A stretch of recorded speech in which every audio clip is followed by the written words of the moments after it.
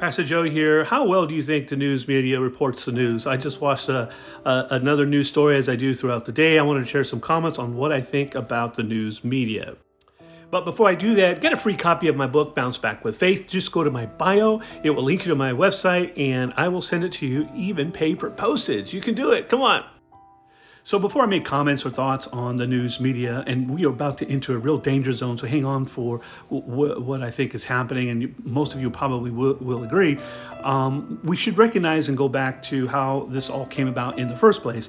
And the founding fathers of this beautiful country thought it was essential, extremely important, to have freedom of the press, fear from government prosecution, interference, that the public should be informed about what's happening in the world and locally, et cetera, et cetera. So I still, I think most of us agree with this 100%. Like, man, we need to have freedom of the press.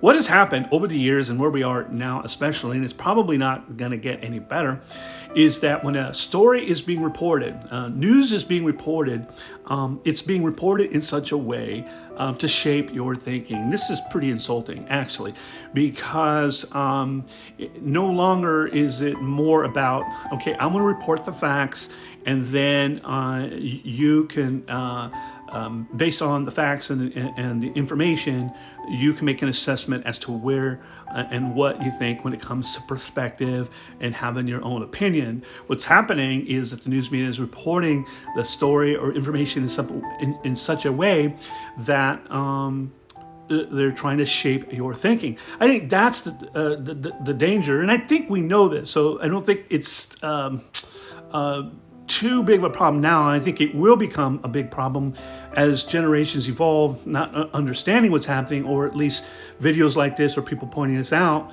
But you know, some news organizations are pretty obvious. It's like, okay, you can't stand this situation, you can't stand this political figure, and you're reporting in such a way that it's pretty obvious. And so some of it is obvious and some of it isn't.